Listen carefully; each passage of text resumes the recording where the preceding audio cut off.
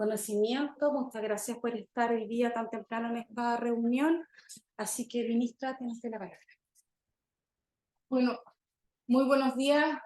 Como dijo Monse, muchas gracias por conectarse tan temprano y darnos el quórum para este consejo. Tenemos 3 temas, todos muy interesantes, todos bastante complejos.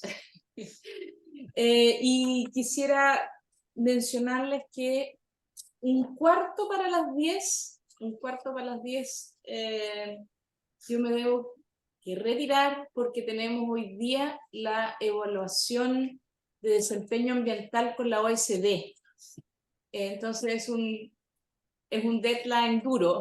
No puedo, por lo tanto, nosotros en la preparación del consejo le hemos pedido a los equipos técnicos que hagan una presentación acotada para poder darle el máximo tiempo a ustedes en sus respuestas, en sus preguntas y para poder responderlas. Pero lo que vamos a hacer también es que vamos a tomar como todos los comentarios y en el caso de que no alcanzáramos a responderles en profundidad todas sus consultas, lo vamos a hacer por escrito, ¿ya? Así que les adelanto, esto no es por falta de cariño ni por interés de escucharlo, pero como digo, son 3 temas muy interesantes los 3, pero bastante complejos y por lo tanto nos imaginamos que va a haber bastante comentarios de parte de ustedes, como siempre lo hacen, pero tengo ese deadline duro y entonces queremos asegurarnos de que podamos escuchar bien y lograr discutir bien los 3 temas. Así que le doy la palabra a Rocío, ¿sí? ¿Ya? Para el primero de los temas. Gracias. Buenos días, me presento, mi nombre es Rocío Vera, abogada de la División Jurídica del Ministerio, y vamos a partir con el primer tema, que es el Reglamento para la Dictación de Normas de Calidad Ambiental y de Emisión, que es su actualización. Voy a compartir pantalla. ¿Me confirman si se ve la presentación? Perfecto, gracias Rodrigo. Bueno, entonces, como les decía, esta es la presentación del anteproyecto del Reglamento para la Dictación de Normas de Calidad Ambiental y de Emisión, y este es un proceso de actualización de un reglamento que ya se encuentra vigente, ¿ya? Entonces vamos a ver muy cortito los antecedentes normativos que se tuvieron a la vista para la actualización y cuáles son las principales modificaciones al reglamento. ¿Hay alguien que quiere entrar? ¿Puedes darle a mí, por favor? Arriba, Claudio Banda. Sí. Ahí ingresó Claudio Banda, ya. Entonces, bueno, la primera es la Ley sobre Bases Generales del Medio Ambiente, que es nuestra ley marco, ¿cierto?, de los instrumentos de gestión ambiental, que es la ley 19.300, y es esta ley que mandata a que debe existir un reglamento para elaborar este tipo de instrumentos, que son las normas de calidad ambiental y las normas de emisión. Y eso se cumplió, el primer reglamento, el año 95, con el Decreto Supremo 93, que en ese tiempo era DS Express, porque no existía la institucionalidad ambiental que tenemos hoy en día.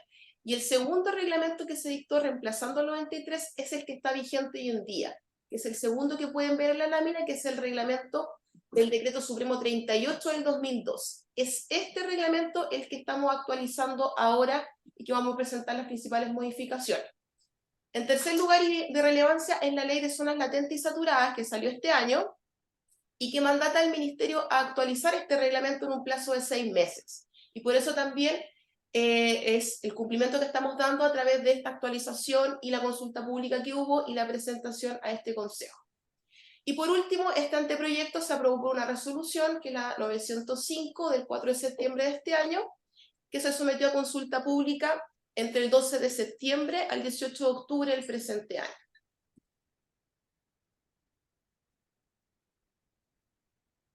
¿Cuáles son las principales modificaciones que estamos haciendo al reglamento, a este Decreto Supremo 38?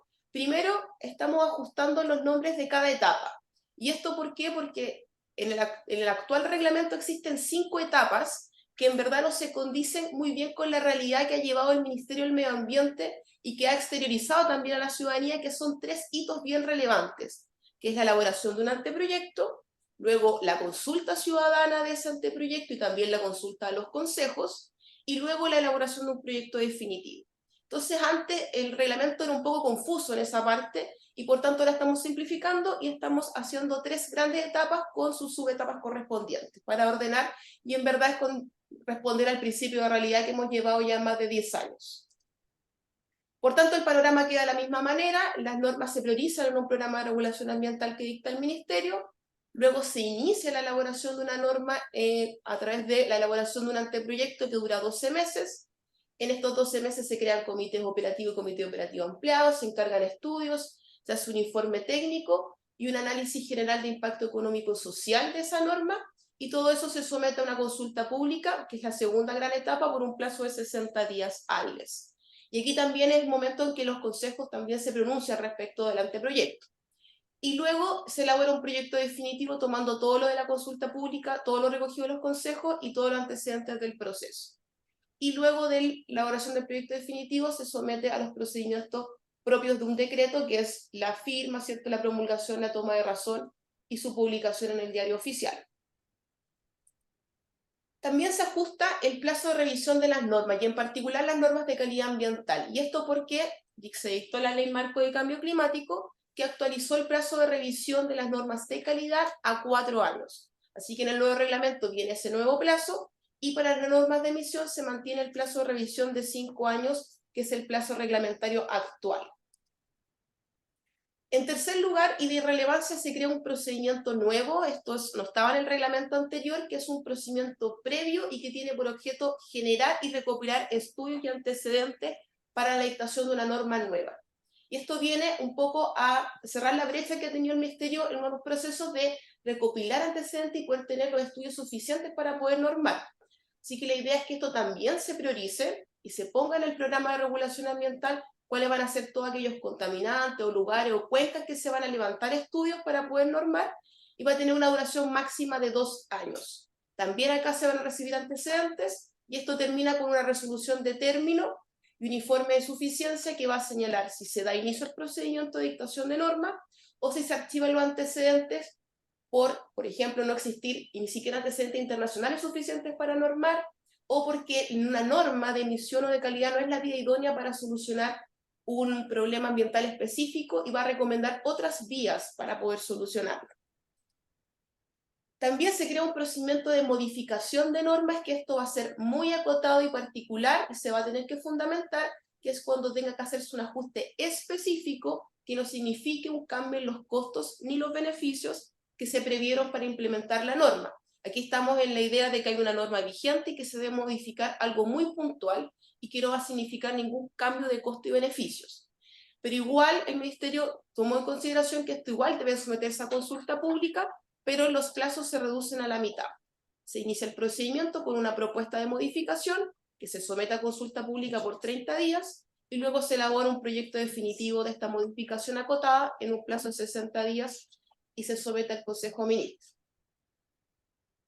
Y ya para ir terminando con los principales modificaciones, lo que se hace también en este reglamento es especificar de mejor manera 2 instrumentos muy relevantes que acompañan al anteproyecto y que son parte, por tanto, de la consulta pública, que es el informe técnico y el análisis general de impacto económico y social. Hoy en día el reglamento actual, como está ahí, está todo en un mismo artículo y no se comprende bien cuál es el objeto de cada uno, y por tanto la idea ahora es separarlos en 2 artículos donde quede claro que el informe técnico va a ir acompañando esta resolución de anteproyecto y va a tener por objeto sistematizar todos los documentos y los análisis técnicos que se hicieron para llegar a la decisión regulatoria.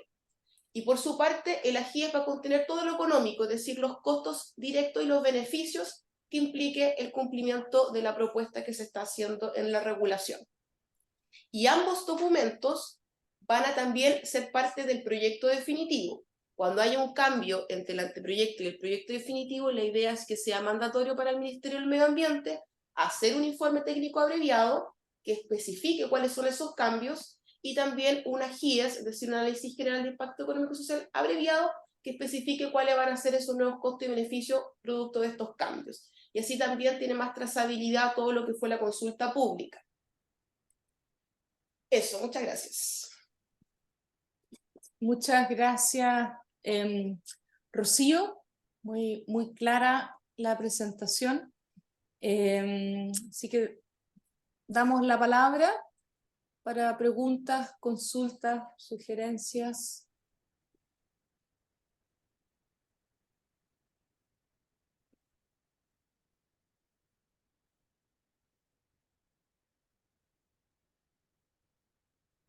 Muy temprano todavía parece para... No, ahí está, Mauricio. Sí, en realidad no estaba seguro de intervenir, pero ya que no había otras intervenciones. Una pregunta, nosotros hoy día vamos a revisar 3 temas, ¿no es cierto? Este es el primero, y después vamos a ver el proyecto de ley sobre reforma a la ley 19.300, que está mencionada en este documento, en esto que acabamos de escuchar por Rocío. Yo revisé que no hubiese incongruencias entre esta modificación a la ley y lo que se está planteando acá y no encontré ninguna, pero aprovecho a preguntar si ustedes hicieron esa revisión, que no haya el hecho que se esté modificando las dos al mismo tiempo no tenga algún problema. Sí, Veamos si hay más preguntas y contestamos al final. Yo de hecho veo una. Pero... Jorge, ¿tú querías? Sí. Y, a ver, de acuerdo, muchas gracias por tu presente que nosotros igual como Sofofa canalizamos ya observaciones dentro del proceso formal de consulta pública y en términos generales lo que se hace obviamente es armonizar con algunas leyes también y actualizar varias cosas que tienen todo el sentido. El único elemento que nos pareció delicado en la lógica de objetivar y reducir los grados de incertidumbre fue que dentro de los elementos que se mencionan en la actualización, que se abren otras dimensiones, se incorpora la premisa de calidad de vida. Y eso nos pareció de cuidado, porque aquí siempre el objetivo ha estado muy claro en este tipo de regulación, y abrirlo desde esa perspectiva, como calidad de vida, puede ser un desafío muy complejo de objetivar y abrir algunos espacios de discrecionalidad que nos preocupan. Entonces, eso que es una modificación que pudimos constatar respecto a los textos vigentes, sí lo hago presente porque es una preocupación que evidenciamos. Sí, en general el tema de calidad de vida. Perdona, es que la idea es tomar... Después respondemos a todas las preguntas. Así, ¿no? No sé si hay más preguntas, consultas, ¿no? Recuerden que ustedes ven hartas normas en estas sesiones, es el instrumento por excelencia del ministerio de crear normas para de esa manera objetivar el derecho a vivir en un medio ambiente libre de contaminación. Y tenemos una cantidad importante de normas en medio aire, tenemos menos en agua y todavía no tenemos en suelo, pero tenemos, por ejemplo, una norma de olores este año, tenemos normas de ruido, pero en general el país tiene que, claro, ir avanzando en la dictación de normas y esta manera de... Entonces requiere también un reglamento que ordene bien para poder hacerlo. Se fijaron de que ahora hay una ley que nos exige que las normas de calidad se tienen que revisar cada 4 años, es decir, tenemos que seguir dictando nuevas normas, pero además también seguir actualizando y de esa manera ir mejorando los estándares. Javier. Gracias, ministra. Una sola duda pequeña. Respecto de la generación de estudios y recopilación de antecedentes, ¿eso queda constreñido al mismo ministerio o pueden tercerizarlo? ¿Y cuál va a ser la lógica de la generación? Porque hay múltiples formas de... Esto es gestión basada en evidencia, lo cual es particularmente bueno, es muy loable, finalmente. Entonces, ¿quién quedaría a cargo de la generación de esa recopilación de información, sistematización de información? Gracias. Gracias. Ya, yo creo que ahora sí, Rocío, puedes ir respondiendo las consultas. consejera. En concordancia con la ISO 9300 sí se hizo ese trabajo, así que perder cuidado de que sea revisado en paralelo ambos instrumentos. Entonces van a ahora revisar la ISO 9300 en la misma sesión del Consejo. En segundo lugar, respecto a la calidad de vida, se agrega porque también se han agregado otros contaminantes, por ejemplo, el ruido, las vibraciones, otro a la definición misma de las normas, y que muchas veces es difícil establecer realmente si hay un riesgo a la vida propiamente tal, sino que ahí hablamos de calidad de vida y ya se ha establecido así en las normas, como objeto de protección ambiental. Eso, Y eso es. y la generación de antecedentes, bueno, va a quedar a cargo todo ese procedimiento por el Ministerio del Medio Ambiente, es un procedimiento previo al inicio de un nuevo instrumento, y la generación, la idea es recopilar y no llegar al momento de iniciar el anteproyecto para poder hacer ese trabajo. Por eso la idea es hacerlo de manera previa, recopilar y levantar antecedentes. La recopilación, por eso se establece un plazo bien largo de 6 meses, para que toda persona natural o jurídica pueda acompañar antecedentes respecto al contaminante o lugar que se quiera normar, por ejemplo, una cuenca hidrográfica, y también a través de licitación o levantamiento de estudio el Ministerio lo va a hacer. ¿Ya? Esa es la lógica que tiene ese procedimiento, que no se llegue al momento de iniciar el anteproyecto para recién empezar a encargar los estudios o recibir antecedentes de cualquier persona natural o jurídica que lo quiera hacer. La manera previa a hacer ese levantamiento y generación. Gracias. Sí, ya, Una última. reacción a lo que señalaste. Claro, por supuesto que uno podría estar de acuerdo en que uno mejore la calidad de vida, incluso también se ayuda a la conservación del patrimonio ambiental. Solo entender que entonces en esta lógica este reglamento no se limita, por ejemplo, a normas primarias en que realmente el objetivo es protección de la salud, sino que es más amplio. Confirmar eso. Y en segundo lugar, claro, más bien el tema no es que eso no deba considerarse, sino que más bien buscar la forma en que se objetivice. Eso es la premisa. Tal vez introducir alguna modificación, algún elemento que refuerce el hecho que tiene que haber valores, tiene que haber elementos que generen ese grado de objetividad necesaria. Porque, insisto, yo comprendo el tema de los olores, es el mejor ejemplo también. Pero, claro, que no abra espacios justificados de discrecionalidad, porque alguien pudiese interpretar como calidad de vida algún elemento muy complejo. Muy subjetivo también. Muy subjetivo, claro. Ese es un poco el comentario. Sí, perfecto. Vamos a revisar eso y también complementar con las reglas especiales que tiene el reglamento de normas primarias, que iba fijando criterios más objetivos. Entonces, ese es el complemento que lo va cerrando igual, que eso es el título de reglas especiales de las normas primarias, que ahí fija el riesgo para la salud, que tiene que haber antecedentes sobre eso, que obviamente no puede quedar a criterio subjetivo, pero lo vamos a complementar también en la redacción de la definición. Perfecto. Sí. Gracias. Pero para clarificar nomás, este es un reglamento para normas primarias, secundarias y de emisión, ¿no? Claro. Los 3 tipos de normas. Ya, muchas gracias por sus preguntas y comentarios. Pasamos entonces al segundo tema, que también es un reglamento, y el tercero es efectivamente el proyecto de ley. Muchas gracias, Rocío.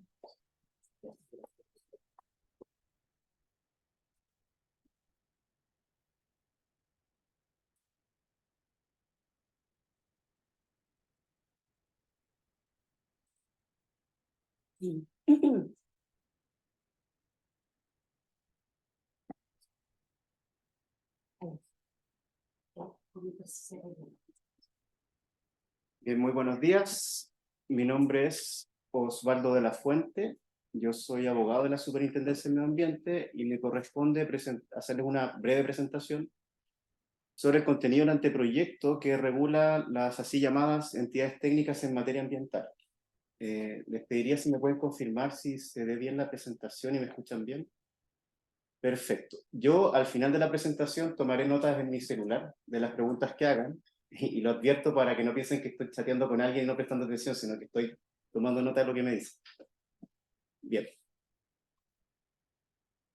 Ahí está. Bueno, Primero, hablemos un poco de los fundamentos de este reglamento. Lo primero que tenemos que tener en mente es que las entidades técnicas, o las así llamadas entidades técnicas en materia ambiental, tienen una función bien importante en el sistema regulatorio en general, que guarda relación con el levantamiento de información ambiental y la evaluación de conformidad de compromisos ambientales. Y en este sentido, esta función contribuye al control y seguimiento de los sujetos regulados que realiza paradigmáticamente la Superintendencia del Medio Ambiente. Claro, ocurre que esta importancia que tienen las entidades técnicas entra en tensión con algo que podríamos caracterizar como un problema de fe pública, porque se trata de entidades que son ajenas a la administración, y este problema de fe pública se compensa con la idea de que los resultados de las actividades que realizan sean objetivos y estén basados en evidencia, lo que a su vez se consigue contando con cierta estandarización técnica, que en términos prácticos es una acreditación bajo algún estándar tipo ISO, que se encuentre vigente. Y la última idea importante para comprender este reglamento es lo que podemos llamar una especificación escalonada de la regulación. La ley, digamos, es un instrumento regulatorio bastante conocido, los reglamentos que dicta el Ministerio también, pero una potestad de la superintendencia que no está lo suficientemente difundida o conocida es lo que ha sido llamado su rectoría técnica, y la rectoría técnica de la superintendencia se ejerce por medio de resoluciones exentas que van acotando la regulación en distintas materias, pero esta rectoría técnica siempre está vinculada al levantamiento de información ambiental, bueno, y la evaluación de conformidad de compromisos ambientales. Bien, ¿a quiénes regula este reglamento? Y aquí es importante tener un poco claro el escenario en el cual nos estamos manejando. En esta tabla, que la pueden ver con detalle más adelante, pero lo que me interesa que presten atención es que en el 2012 se crean por primera vez determinadas entidades. La primera son conocidas habitualmente como ETFAS, que son las entidades técnicas de fiscalización ambiental, que son las primeras que aparecen en la primera fila. Y las entidades técnicas de certificación ambiental, la famosa ETFA y ETCA, y cada una de ellas cuenta con un reglamento propio, que son los que se estarían revisando completamente en esta oportunidad. Lo que explica esta revisión, además de ciertos problemas prácticos, es que a partir del 2012 uno puede advertir que el legislador ambiental ha ido creando nuevas entidades con distinta terminología, que es fruto probablemente de la discusión legislativa que hubo en el Congreso, y así han aparecido por lo menos 4. Este es un listado más o menos acotado, tampoco son 500, pero ha ido progresivamente aumentando el número de entidades que se le establecen ciertas funciones específicas en la ley. Entonces eso motivó la necesidad de revisar la reglamentación actual y tener un reglamento que pueda regular de manera unificada todo este tipo de entidades en aquello que comparten. Con este propósito, se han distinguido en este reglamento dos tipos de entidades. La idea de esto es tratar de unificar aquello que tienen compartido. Entonces, las dos entidades que se están regulando serían, por una parte, las conocidas, que son las ETFA, y el resto de las figuras que se han ido creando en todos estos años por ley, se les ha denominado en el reglamento entidades técnicas de evaluación de conformidad, porque ese es el término técnico en el ámbito ISO, digamos, que la actividad que realizan se denomina en términos técnicos evaluación de conformidad, y independiente de la terminología que utiliza la ley, y bueno, y en el reglamento se especifica cuáles son de este tipo, se les llama de esta manera. ¿Qué es lo que comparten toda entidad técnica y que explica y justifica que tenga una regulación en un solo reglamento? Que se trata de entes privados que realizan actividades que están vinculadas, como decía, al levantamiento de información ambiental y evaluación de conformidad de compromisos ambientales. Sus actividades descansan en un proceso de estandarización técnica, y está este problema de fiabilidad pública al que hacía referencia anteriormente. Ahora, la situación actualmente contamos con 65 entidades técnicas autorizadas, y aquí es importante tener claro que no significa empresa, porque cada sucursal tiene una autorización distinta, por los requisitos que vamos a ver un poco más adelante, que se respetan de cierta manera con lo que hay actualmente, no cambia mucho, pero hay 65 entidades autorizadas. Los métodos para los cuales están autorizadas son alrededor de 1.263, y los parámetros que miden serían 674. Dentro de estas 65 entidades técnicas contamos con órganos tanto públicos como privados. Aquí puse algunos ejemplos, por ejemplo, la Universidad de Concepción, el laboratorio de Oceanografía Química. También hay empresas que son internacionales, como ALS Life Science Chile, algunas que son más locales, pero como pueden ver en la lámina, se componen estas entidades, digamos, uno puede agruparlas en entidades tanto como públicas como privadas.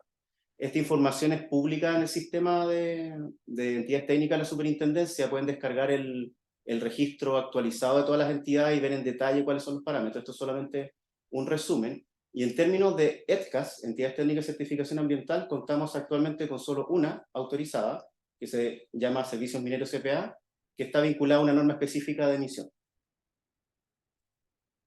Bien, entremos ahora ya sobre el contenido del reglamento. Bueno, ¿qué cuenta como entidad técnica?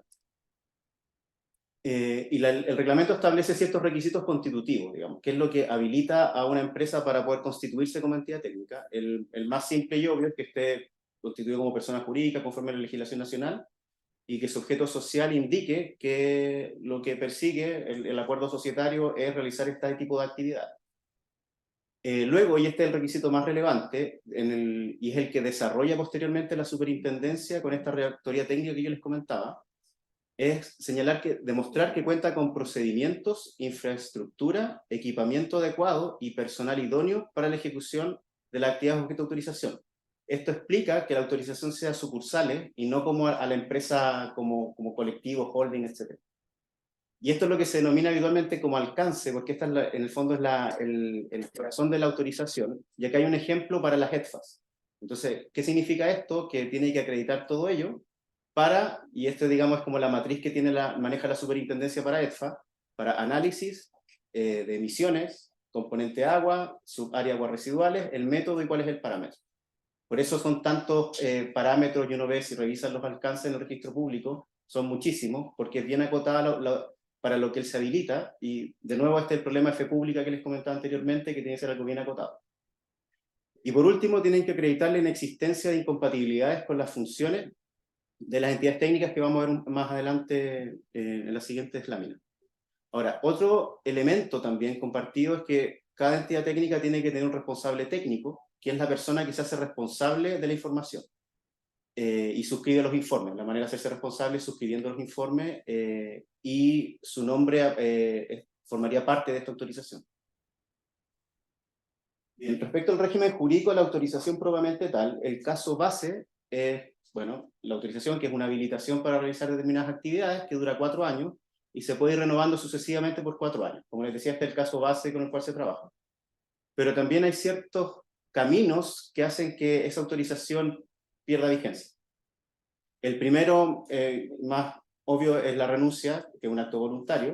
El segundo es una figura que ha sido denominada el reglamento caducidad, que ocurre cuando la entidad técnica, habiendo cumplido estos requisitos constitutivos que yo les indicaba, luego la autorización los pierde.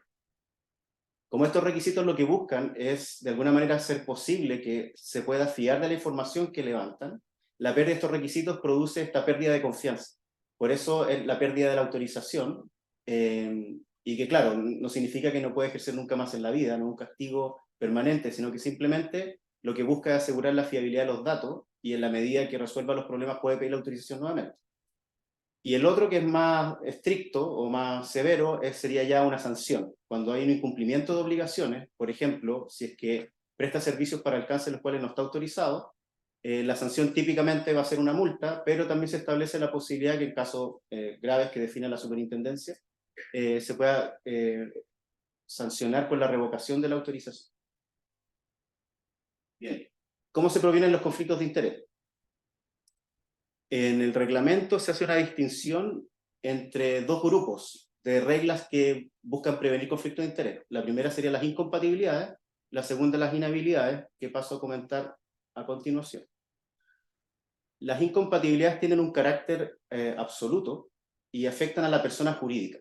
Lo que buscan es, por así decirlo, el área de negocio a la cual se propone desarrollar la empresa.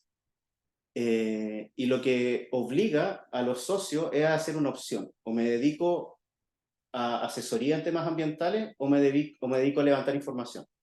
El ejemplo quizás más conocido, porque fue bien discutido a propósito de la reforma a la institucionalidad ambiental digamos, a inicios de la década de los 10, digamos, es la incompatibilidad entre las asesorías ambientales para elaborar DIA o EIA en evaluación ambiental y las EFA, de levantar información. Entonces, en este grupo de casos no es posible dar la autorización, si es que la vocación de la empresa es ambas cosas. Por otra parte, las inhabilidades es relativo porque no mira ya a la empresa, sino con quién contrata. Y de nuevo, lo que busca es que no hayan dudas respecto a la fiabilidad de la información que se está levantando. Y aquí lo que se busca básicamente es un vínculo entre ciertos de alto nivel dentro de las empresas. Entonces, por ejemplo, si el responsable técnico está casado con alguien de la empresa a la cual está prestando servicio, se produce esta inhabilidad y, digamos, no podría contratar con esa empresa en particular, pero sí puede contratar con otras empresas. Por eso es relativo y en el reglamento se especifican este tipo de relaciones y entre quienes se produce. Y por último, digamos, la otra pregunta relevante es, bueno, ¿cuándo se debe contratar con una entidad técnica? En el caso de la CETFA, y esto es algo que se mantiene digamos, cómo funciona actualmente, si existe una ETFA autorizada para el alcance requerido, y esto se puede saber, digamos, en el registro de la SMA, que es público, es obligatorio contratar a alguna de estas entidades. ¿Por qué? Porque la autorización es lo que refuerza, de acuerdo al derecho chileno, de mayormente esta fiabilidad del dato. Si es que no existe una ETFA autorizada, que puede ocurrir, porque, digamos, hay muchas cosas que se pueden medir. Si no existe ETFA, bueno, si cuenta al menos con una acreditación, en base a un estándar técnico que sea relevante, digamos, bueno, pueden entregar la información junto con la acreditación de esta empresa, que no es entidad técnica todavía. Y si no existe ni ETFA, ni alguna empresa que se encuentre acreditada bajo un alcance relevante, lo que se exige es que quien se contrate debe en su informe de resultados presentar algún antecedente básico acerca de la idoneidad de las personas responsables y, si corresponde, la trazabilidad metrológica, en el fondo. Pero aquí lo que se busca es contar con los antecedentes que no serían necesarios cuando está la acreditación o la autorización, pero sí es importante tenerlo a la vista porque, de nuevo, lo que interesa acá es la fiabilidad de los datos. En el caso de las entidades técnicas de evaluación de conformidad es un poco más simple porque la ley señala cuándo es obligatorio, porque en algunos casos es voluntario.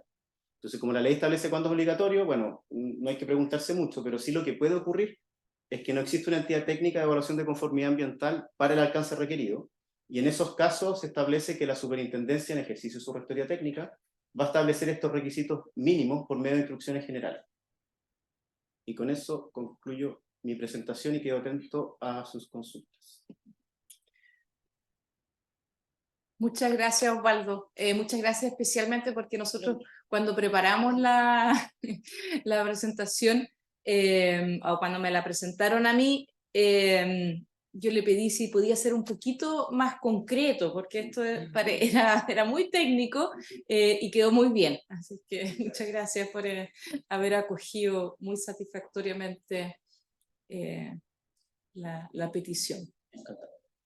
Así que esto también es bien técnico. Nuevamente es un reglamento que viene a ordenar cosas que ya se estaban haciendo. Hay algunas vienen activadas por proyectos de ley o por nuevas leyes, etcétera. Ya, Claudio.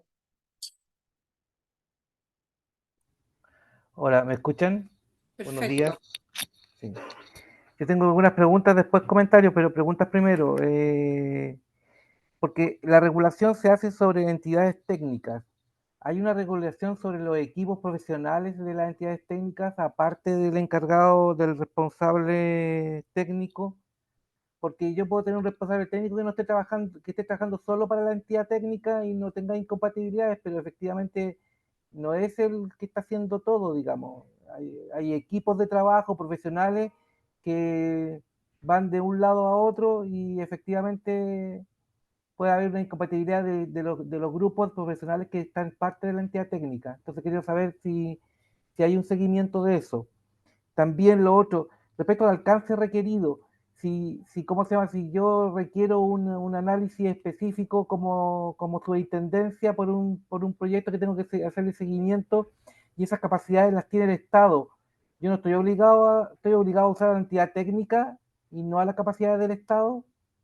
Si bien porque las tengo, digamos. Estoy hablando de la incompatibilidad, por eso también la pregunta es, ¿hay una evaluación del impacto sobre las capacidades del Estado en función de hacer una fiscalización ambiental técnica versus estas entidades técnicas?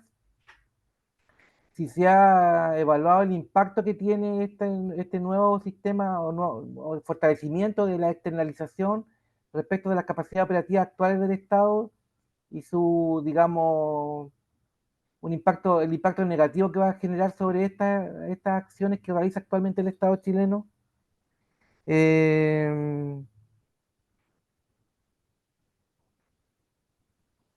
Me quedo por ahí por mientras tengo más comentarios, pero son comentarios los siguientes. Gracias.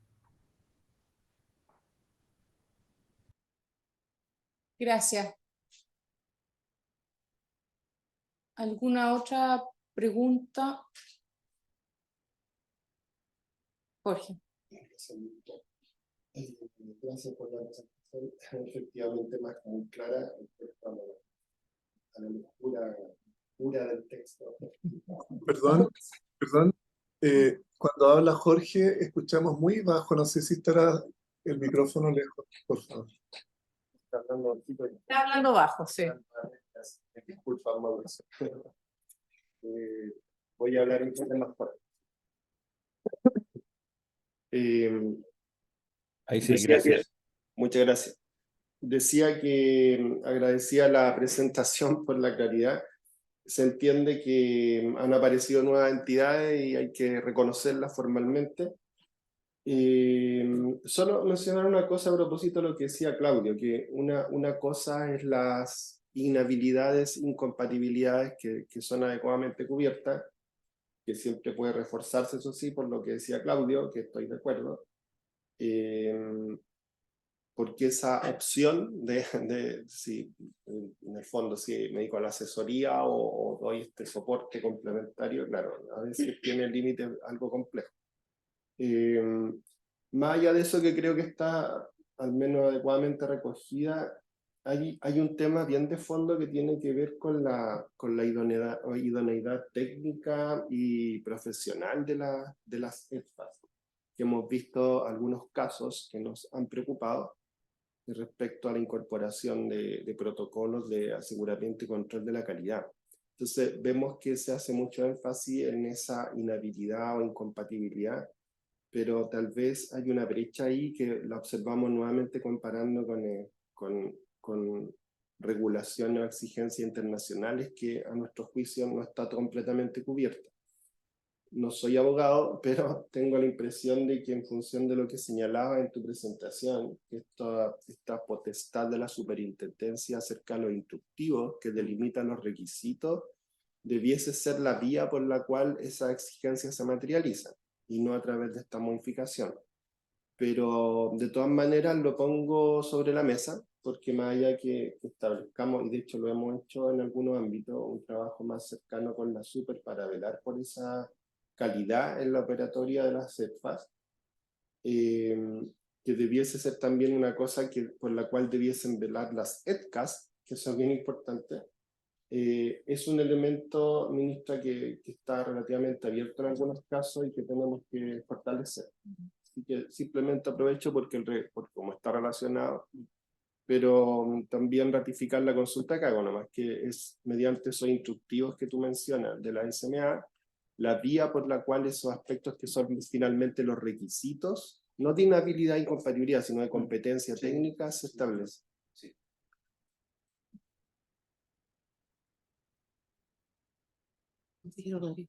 Sí, Rodrigo.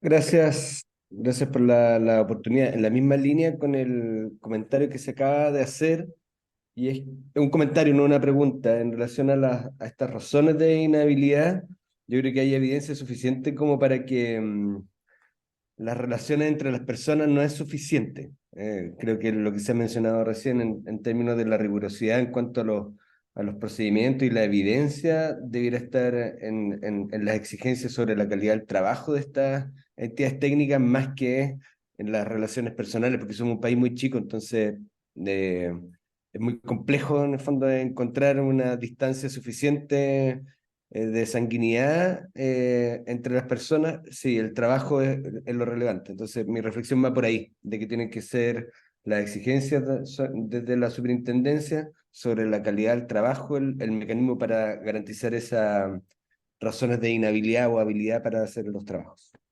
Gracias. Ok, responder y respondiendo. Voy a partir digamos, la pregunta y el comentario más compartido que respecto a la calidad del trabajo de las ETFA. De ahí lo que yo diría es que las inhabilidades están establecidas como una regla cuya infracción tiene como consecuencia una sanción de la Superintendencia del Medio Ambiente. Porque, claro, ahí lo que se protege, la filial de datos, etcétera, que es lo que explicaba. Pero respecto a la calidad del trabajo de la ETFA, eso está recogido dentro de los requisitos constitutivos, donde se hace referencia a que tiene que demostrar procedimiento idóneo, etcétera, y personal idóneo.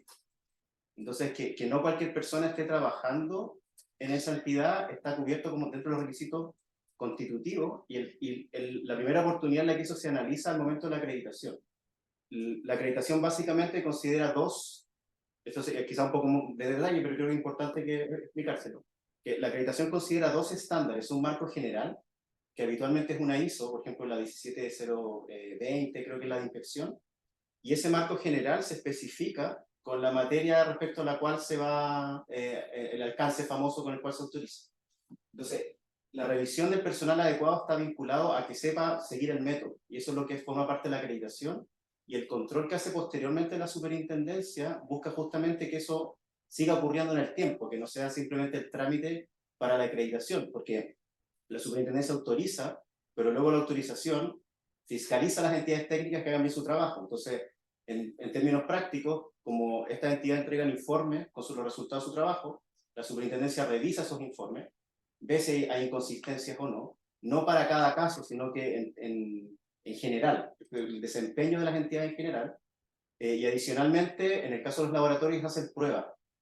Es como, no puedo explicar los términos técnicos, pero básicamente se les pide que midan algo, que se sabe cuál es la magnitud, y se les pide que hagan el ejercicio para ver cuán diferente es lo que ellos están midiendo. Entonces, el control que hace posteriormente la superintendencia busca asegurar de cierta manera esa calidad del dato, digamos, no caso a caso, y claro, si es que evidencia que no tiene personal adecuado o procedimientos adecuados o infraestructura adecuada, el efecto que produce eso es el que comentaba anteriormente, que era la caducidad. O eventualmente se le hacen observaciones que puede corregir, digamos. Si es subsanable, tendrá una oportunidad para subsanarlo, y si ya no es subsanable, digamos, perderá la autorización para ese alcance. Entonces yo diría, como para responder esta pregunta, que son dos cosas distintas. Las inhabilidades son prohibiciones cuya consecuencia tiene una sanción administrativa, pero en el caso de la calidad del trabajo y en particular sobre el personal adecuado, eso como es requisito constitutivo, digamos, lo que hace es que no puede seguir ejerciendo, porque para contar como entidad técnica tiene que contar con ese requisito, y un primer control se establece al momento de la autorización, o sea, más bien a la acreditación que se solicita como requisito indispensable para la autorización, y luego la autorización la superintendencia hace un control, porque le corresponde fiscalizarlo. Y esa es otra, digamos, segunda parte en la cual se podría identificar eso. Después había una pregunta sobre el impacto del uso de estas entidades. Y claro, acá, como está establecido en la ley, digamos, yo no, digamos, como funcionario público, obedezco a la voluntad popular allí expresada. Pero en general, como son asuntos, digamos, esto empezó pensando en los laboratorios, entonces, claro, el Estado no tiene laboratorios para todos los alcances posibles, y ha sido siempre algo que ha sido una actividad privada. Entonces, respecto a cuál es el alcance que se tuvo en consideración en la discusión legislativa, no lo desconozco, pero tampoco es algo que sea tan extraño a nivel comparado. Pero no podría responder eso porque son, digamos, consideraciones que tuvo a la vista el legislador, y claro, a mí como funcionario público me corresponde, digamos, ejecutar esa voluntad legislativa. Y la otra pregunta era sobre qué ocurre si el Estado tiene la capacidad. Lo que nosotros hemos visto en experiencia es que laboratorios para medir, salvo quizá la Seremi Salud con calidad del agua, que es como para ciertas autorizaciones sanitarias, pero en general, bueno, y universidades, pero en general ha sido más bien iniciativa privada este tipo de control, sobre todo para EFA. Pero claro, o sea, si el Estado, y habitualmente cuando lo hace, presta el servicio, entonces cobra. La Seremi Salud cobra por el servicio.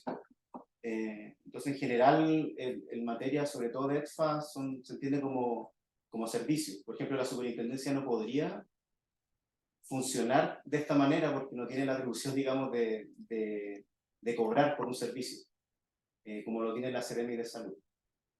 Entonces, claro, el Estado podría hacerlo, pero en general se ha ido desarrollando por entidades privadas porque son laboratorios. En el caso de las entidades técnicas de evaluación de conformidad, yo diría que es un complemento al control y seguimiento que hace la superintendencia, en términos generales, y quedan siempre bajo el control de la superintendencia. Pero las razones por las cuales se escoge una iniciativa privada responden más bien a consideraciones al momento de legislar. No ha sido consideraciones tenía la vista en nuestro reglamento, porque el reglamento le corresponde ejecutar esa voluntad legislativa. Y si no me equivoco, creo que he respondido todo, pero se me quedó algo, me indico. Hay nuevas preguntas. No sé si, Rodrigo, tú levantaste la mano de nuevo o es la mano anterior, ¿sí? Entonces, Rodrigo, Sí. Claudio y después Javier. Gracias, ministra. Osvaldo, yo entiendo tu respuesta en términos de la conformación técnica de estas entidades. Pero mi reflexión respecto de la inhabilidad va más allá de la conformación, porque no es una cuestión técnica, es si efectivamente estas entidades van a hacer el trabajo de la manera correcta, dependiendo de para quién van a hacer ese trabajo. En el fondo, cuando hay relaciones de personas, y tú dices, bueno, vamos a inhabilitar a los que son parientes cercanos, eso no es suficiente. Y tú dices, si la garantía está en que estén los profesionales o las profesionales adecuadas para hacer el trabajo, tampoco es garantía. Yo creo y mi reflexión ya en esa línea, la rigurosidad en cuanto a los procedimientos y la evidencia de que se hizo un buen trabajo, es algo que yo esperaría que la superintendencia pudiese garantizar. Y con ello, evitar cualquier duda de habilidad, de inhabilidad de una empresa para hacer este trabajo. Entonces, no es quien lo conforma, sino que la calidad de aquello que se hace. Yo sé que no lo vamos a resolver aquí, pero quiero dejar planteado esa duda porque cuando uno dice, ok, aquí no hay conflicto de interés, uno como ciudadano siempre sospecha que hay conflicto de interés porque no es necesario ser esposo de alguien o esposa de alguien para tener alguna relación que pudiese llevar a hacer un trabajo de manera inapropiada. Entonces, por eso mi reflexión. ¿Mm? Claudio. Hola, comentario. Yo quiero decir súper claramente, y me corresponde porque represento a la CUT y a la NEF, y la NEF a los funcionarios públicos. A nosotros los funcionarios públicos no nos gusta la externalización de la función pública. Y nos parece que es debilitamiento de la función del Estado de Chile. Pero si bien no nos gusta, hay un mandato del legislador que lo entendemos. Entonces lo que al menos solicitamos es que cuando haya fortalecimiento de la externalización, también haya fortalecimiento de la función de supervisión de esa función externalizada. Entonces, cuando hay un reglamento como este, que particularmente quiere aclarar el funcionamiento de los externalizados, también debería tener el fortalecimiento del rol del ente que lo va a supervisar. Porque a la superintendencia, para mí, en lo hecho, esta es una función más que va a tener la superintendencia, que tiene, pero en definitiva, de controlar a los autorizados, a los terceros autorizados. Y la capacidad de superintendencia, todos sabemos que está hoy día en tela de juicio respecto a su capacidad operativa. Entonces el reglamento también debería tener un rol de fortalecer el rol de la superintendencia para llevar este rol que tiene que cumplir, de supervisar a los externalizados. Porque yo me pregunto que cuando efectivamente tengamos a un tercero autorizado sancionado, ¿qué pasa con todo lo que autorizó este tercero autorizado? Porque está sancionado por algo, porque en definitiva hizo mal su trabajo, etcétera. Pero eso fue ex post, y ese mal trabajo autorizó una serie de procesos en su respectivo momento. ¿Qué pasa con todos estos procesos? Entonces, Sí, y lo otro, podemos tener efectivamente que el tercer autorizado esté evaluado positivamente por la superintendencia y producto de denuncias posteriormente, efectivamente connotamos de que el trabajo fue mal hecho y la capacidad de poder controlar la superintendencia fue lo que generó el problema. Y queremos decir que efectivamente necesitamos fortalecer la superintendencia y el reglamento debería tener algo al respecto. Esa es como una gran reflexión, digamos. Nosotros creemos que también es importante de que la función pública que se está haciendo hoy día por parte, tenemos laboratorios acreditados y otras entidades del Estado que están haciendo fiscalización y están haciendo mediciones y tienen competencias y que definitivamente también deberíamos tenerlas súper claras para que efectivamente no sea el fortalecimiento de la externalización el que pueda complotar con la capacidad operativa que está actualmente instalada en el Estado chileno. Yo no sé si se me entiende lo que estoy diciendo, pero me parece que es súper relevante de que si desarrollamos una externalización, no atente contra la actual función pública que estamos desarrollando en las materias que se están externalizando. Y esas son las reflexiones que tengo al respecto. Gracias. Gracias, Claudio. Tengo de nuevo a Javier y después a Rosana, ¿no? Gracias, ministra. Después de la pregunta de Claudio, prefiero que lo respondamos a Claudio porque es súper central. Yo tengo una sola duda y es probablemente por ignorancia nomás, Osvaldo. ¿Qué pasa con aquellas dimensiones ambientales para las cuales no existen normas ISO u otras similares? Me quedo preguntando, por ejemplo, en la biodiversidad. ¿Cómo se va a... No vamos a tener estas entonces en biodiversidad, nunca. Sin embargo, es una componente extraordinariamente sensible del ambiente y que puede variar en el tiempo y en el espacio, independiente de la acción de cualquier proyecto. Y pudiese recaer, ¿no es cierto?, que hayan variaciones inesperadas que no son imputables a quien está ejecutando un proyecto, o sí son imputables. En qué parte del mundo, y disculpa si estoy divagando, ¿no?, pero en qué parte del mundo quedan aquellas dimensiones del ambiente para las cuales no tenemos normas? Y biodiversidad es el ejemplo, y probablemente no es normable. Gracias. Gracias. Rosana. Hola. Yo quería, bueno, Claudio me quitó parte de, de lo que yo pensaba decir, pero aparte de eso, me hace un poco ruido el hecho que hay ciertas entidades técnicas que trabajan o han trabajado o tienen cierta relación contractual con empresas que son más grandes y que de repente son interesadas. Lo digo en el caso, yo soy, digamos, parte de las comunidades y de las organizaciones ambientales, y, por ejemplo, en el caso de las mineras, ya que de repente trabajan con ciertos organismos técnicos y que a veces uno le hace ruido que a veces trabajan como para la minera, por ejemplo. ¿Ah? Un poco eso es lo que a nosotros nos hace un poco de, no es por pensar mal, pero ya nos ha pasado. Eso. Gracias. Respondemos entonces a estas últimas reflexiones, preguntas. Bueno, yo no puedo sino celebrar la referencia a la necesidad del fortalecimiento de la SMA, que es, digamos, una expectativa que viene desde el 2012 cuando empieza a funcionar. O sea, empieza a funcionar antes de que empiece a funcionar en regla, que fue el 2013. Y es un tema que yo creo que se discute todos los años a propósito de la ley de presupuesto, y que la superintendencia, si uno mira el presupuesto que tiene en comparación con otras superintendencias, la única que está por debajo creo que es la de Casinos, que tiene como 14 regulados. Y la superintendencia que tiene miles de regulados, claro. Así que celebro el comentario y no puedo estar, digamos, más de acuerdo. Ahora, yo diría que la pregunta o sea, lo que menciona respecto a que el desarrollo de estas entidades, que usted denomina como externalización, no afecte la capacidad instalada del Estado. Yo entiendo el punto en términos generales, pero ocurre que en algunas normas en particular se establece que las empresas tienen que monitorear, por ejemplo, su descarga de residuos líquidos industriales a un cuerpo de agua, y que el Estado asuma el costo del monitoreo de todas esas descargas, sería un uso de recursos bien grande. Entonces, en realidad lo que producen, el efecto que hace en la creación de estas entidades es traspasarle el costo al regulado. Entonces, no busca reemplazar al Estado, no va en la línea de la privatización de la función pública, sino va en la línea de definir quién asume el costo del seguimiento de cierta regulación.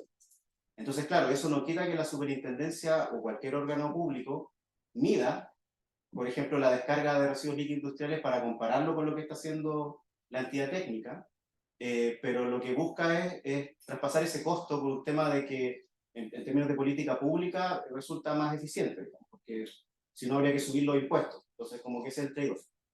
Y por cierto, claro, cuando exista capacidad en el Estado, y por ejemplo uno lo puede ver con universidades públicas, cumplen su función, pero cuando lo hacen, habitualmente cobran por el servicio porque hay costo de cómo funciona un laboratorio. Qué sé yo, desde viáticos hasta los químicos reactivos que se utilizan, qué sé yo, la toma de muestras, son campañas, porque digamos no se mide en una oficina, sino que hay que ir a terreno. Entonces yo diría que la discusión más relevante quizás no es tanto con la idea de privatización y de lo público y lo privado, sino que más bien una distribución de costos. Bueno, y la pregunta que es bien importante, bueno, ¿qué ocurre si los datos están malos? ¿Qué ocurre posteriormente? En el reglamento se precisa que cuando no se satisfacen los requisitos que allí se establecen, el dato queda puesto en duda y la superintendencia, se indica que la superintendencia puede desestimarlos. Recordemos que estos datos son usados para evaluar uno puede decir el desempeño ambiental en términos generales o el cumplimiento de la normativa de las empresas. Entonces, que el dato esté malo significa que no podemos saber con certeza si cumple o no cumple, y probablemente la respuesta a eso sea que, mire, usted no cumplió por lo menos con reportar adecuadamente. Entonces, en términos de compliance, que se está poniendo muy de moda en Chile, las empresas también tienen que tener ciertos controles, porque si se advierte posteriormente que los datos fueron mal levantados, la empresa no puede decir, ah, es que yo no sabía porque yo lo contraté solamente. Tiene que tener ciertos controles porque afecta su responsabilidad futura. Y esto me lleva a otro punto que se planteó, que es, bueno, ¿cómo la superintendencia puede asegurar que al final se está levantando correctamente el dato? Y acá yo creo que vale la pena prestar atención a que el levantamiento de información se realiza en función de un método que es irritantemente específico. No hay espacio para la ambigüedad y los resultados tienen que evidenciar que se siguió el método, y estos son los resultados. Por eso decía que son juicios objetivos basados en evidencia, porque la entidad tiene que demostrarlo y tiene que mostrar de una manera imparcial. Cualquier persona al revisar el informe dice, ah, sí, es correcto. Claro, se puede mentir descaradamente todo el informe. En general, los seres humanos nos comportamos de una manera más o menos, o sea, no somos mentirosos tan radicales. Y a lo que uno se expone cuando llega a ese tipo de mentiras, que son casos más bien excepcionales, claro, son casos grandes, que ahora, por ejemplo, y esto quizás es bien importante, porque ahora en este momento es delito presentar información falsa a la superintendencia. Entonces, claro, si es que yo para beneficiar una minera voy a decir que en realidad la magnitud de lo que estoy midiendo es inferior a lo que realmente está ocurriendo, claro, no sé si por la minera yo quiero arriesgarme ir a la cárcel. Entonces hay distintos mecanismos, pero que ocurren con todo fenómeno regulatorio, incluso independiente de las entidades y independiente de lo ambiental, de cómo hacemos que la gente cumpla. Y ahí la literatura lo que indica es que hay distintas variables, y una de estas es el cumplimiento espontáneo, que la regulación sea clara, que esté conforme con los valores de la regulación, y hay otros que son como en la línea de, no hay una palabra para traducirlo, pero que se denomina enforcement, que digamos que haya suficiente fiscalización, que las sanciones sean lo suficientemente altas, etc. Pero lo que yo diría respecto de lo que se puede hacer en el ámbito del reglamento, que se autorice en función de un método en particular, que como les decía, los métodos cuando uno los revisa son irritantemente específicos, y lo que tiene que demostrar, y no sé si han hablado con personas que se dedican a temas de normas chilenas o ISO, que es muy difícil hacer cosas si es que no se cumple con el procedimiento, etc. Entonces hay otros por el método, está la acreditación que demuestra estos requisitos, entonces con eso en general, claro, es con lo que nos podemos manejar. Y en caso que no se cumpla, las sanciones van desde perder la autorización, sanciones o multa e incluso delitos. ¿Qué ocurre con componentes que no cuentan con una estandarización técnica? Y claro, lo que hace la superintendencia o el Estado en general es que descansa en ciertos consensos de la comunidad científico-técnica que viene más bien de la academia. Y claro, en biodiversidad es bien complejo medir cosas. Ahí como mostraba en la presentación, si es que no hay una entidad que tenga alguna aplicación, porque es probable que para muchas cosas no exista una normalización técnica.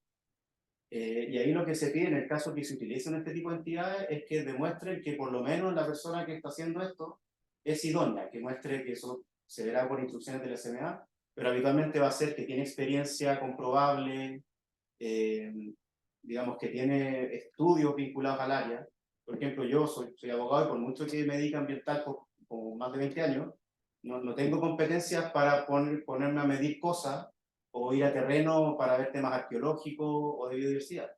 Por ejemplo, lo mismo ocurre con arqueología, no hay un método desarrollado, pero en la disciplina propiamente tal, para poder hacer inferencias válidas a partir de los datos que se están recolectando. Entonces, claro, es un desafío importante que se revisa, por ejemplo, en evaluación ambiental, dentro de la discusión ambiental, cómo yo infiero esto.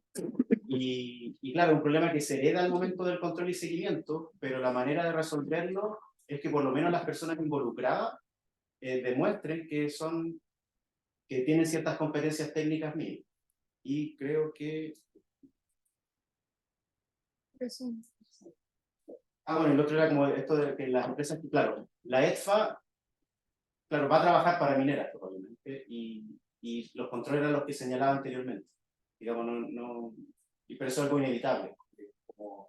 Es como también contratan contadores, empresas de auditoría, por ejemplo, la Comisión de Mercado Financiero tiene el mismo problema.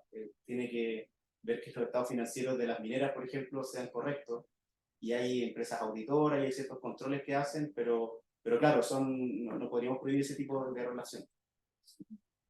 Muchas gracias, Osvaldo. Creo que hay un último comentario de Rosana y después tenemos que pasar al último tema, ya que tenemos que terminar como en 40 minutos. Sí, no, súper corto. Es que no creo que sea algo de mentir o de engañar o de falsear, digamos, datos, pero a veces lo que ocurre es que son distintos métodos y hay métodos que son más adecuados, metodologías que son más adecuadas para, por eso lo vimos, digamos, los bronce integrados con la metodología del aire, por ejemplo, ya que los expertos que nosotros consultamos, que son especialistas, dijeron que esa metodología no era la adecuada, por ejemplo. Entonces, yo creo que ese es un poco el problema, ¿ya? Que no hay una capacidad del Estado de decir, si en realidad esta metodología no es aceptada para este caso determinado. Eso era mi comentario nada más. Gracias. El último comentario. Un cortito, gracias obviamente por toda la respuesta. Yo creo que hay una cosa que queda abierta a trabajarse, porque tú mencionabas muy bien que existen métodos, que eso va en la línea de las autorizaciones de la EFA, pero también mencionaste la segunda dimensión, que es el control. Y ahí, para tranquilidad de Claudio y de todas las intervenciones que había, y recogiendo también lo que decía Rodrigo, esto es una práctica que se utiliza en todo el mundo y particularmente en los países desarrollados. El punto es que es bastante clarificador que uno vea que hay una sola EPCA. Eso me llamó la atención, eso lo entendí. Y eso, yo creo que ahí hay un vacío y que se tiene que trabajar muy fuertemente, porque hay muchas prácticas y necesidad de actualizar métodos, como decía Rosana, que todavía hay una brecha irrelevante. Yo entiendo, para no extenderme mucho más, que eso es una potestad de la super que se recoge no a través de este reglamento, sino de la materialización de las instrucciones y todos esos elementos. Disponibilidad para trabajarlo, ministra, porque nosotros hemos visto de todo. Hay no solo el tema de incumplimientos que puedan no estarse develando por la mala operación de una EFA, sino también el otro caso. Hay sanciones que muchas veces se producen no porque exista un incumplimiento, sino porque hay una mala medición, una mala calibración, y por lo tanto ahí toda la disponibilidad para poder hacer un trabajo tal como se hace internacionalmente para elevar ese estándar de control de las ETFAs velando por los aspectos técnicos. Muchas gracias. Pasamos entonces, muchas gracias Osvaldo también, al último tema, que es la reforma a la ley de bases del medio ambiente, que prontamente va a ingresar esperamos que ingrese prontamente al Congreso. Para eso está Sebastián Elwin, jefe de la Oficina de Evaluación Ambiental, quien nos va a hacer la presentación. Y son las 9:10, les dije que a las 9:45 tenemos que terminar, así que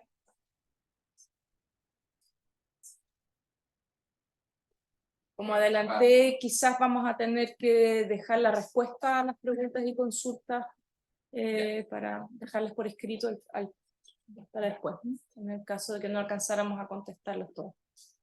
Ya. Bueno, buenos días a todos y a todas. Como señalaba la ministra, mi nombre es Sebastián Elwin, soy jefe de Oficina de Evaluación Ambiental del Ministerio de Medio Ambiente. Y me corresponde ahora presentarles un tema que no es para nada sencillo en realidad. Voy a hacer el mayor esfuerzo por ser conciso, pero al mismo tiempo abordar todas las temáticas que tiene este proyecto de ley. Un proyecto de ley que además ya está entrando en una fase en la cual es bastante dinámico, digamos, porque estamos recibiendo las observaciones de los 14 ministros y ministras que componen el Consejo Municipal de Sustentabilidad, la SECPRES, Hacienda, el informe financiero de la EIPRES, etc.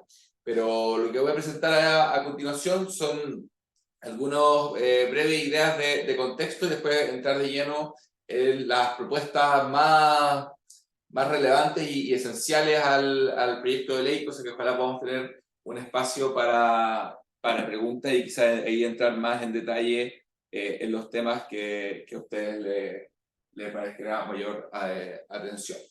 Entonces, dicho eso, voy a proyectar ya. Esta es una lámina de contexto que voy a pasar bien rápido, pero ayuda también precisamente a decirnos dónde estamos cuando estamos hablando de este proyecto de ley. Lo primero es mencionar que este proyecto de ley nace de un compromiso asumido por el presidente Boric en su programa de gobierno. Yo copié ahí en ese cuadro que ven una de los acápites del programa que se refieren expresamente a una modificación al sistema de evaluación de impacto ambiental, pero también hay otros componentes del programa de gobierno que se encuentran recogidos en este proyecto de ley. Durante este proyecto de ley nosotros lo empezamos a formular a mediados del próximo año, teniendo esa mirada bastante integral. Con el tiempo también ha aparecido toda, digamos, esta coordinación del Estado, por lo que se le ha llamado el pacto fiscal, que ha incorporado a este proyecto de ley como parte de sus acciones, pero también es importante para nosotros decir que esto viene de antes y también contiene muchos más elementos de lo que solamente ha aparecido últimamente de forma más fuerte en el discurso público. Lo segundo es señalar que este es un tema transversal políticamente. Quizás la mejor manera de ejemplificarlo es que si uno revisa los programas presidenciales de los diferentes candidatos a la última elección, todos contenían una reforma al sistema de evaluación de impacto ambiental. Incluso si uno va más en detalle, no es solamente a una reforma al sistema de otorgamiento del permiso, sino que también de la capacidad que tiene el sistema de proteger eficientemente el medio ambiente. Y lo tercero es un elemento ya que también nos entrega a nosotros una alerta sobre la complejidad de lo que estamos haciendo. Y esto es porque los últimos dos gobiernos que precedieron a este han hecho esfuerzos por modificar la ley 19.300 y no lo han conseguido. La expresidenta Bachelet en su segundo gobierno instaló una comisión asesora presidencial que emitió un informe que es bastante contundente, digamos, a nosotros nos ha servido mucho, pero no llegó a presentar un proyecto de ley. En cambio, el expresidente Piñera, también en su segundo mandato, presentó dos proyectos de ley. Uno al comienzo de su mandato, que tuvo que retirarlo debido a que este no tuvo una buena aceptación en el Congreso, y un segundo proyecto de ley que tampoco ha sido tramitado en el Congreso. Entonces, uno podría mencionar que son iniciativas que no prosperaron. Y por eso es que nosotros siempre estamos pensando en el momento de diseñar esta reforma como una propuesta equilibrada, una propuesta que le habla a distintos mundos, esos mundos que tienen diferentes intereses legítimos y que por tanto tenemos que abarcarlos para hacer una propuesta viable.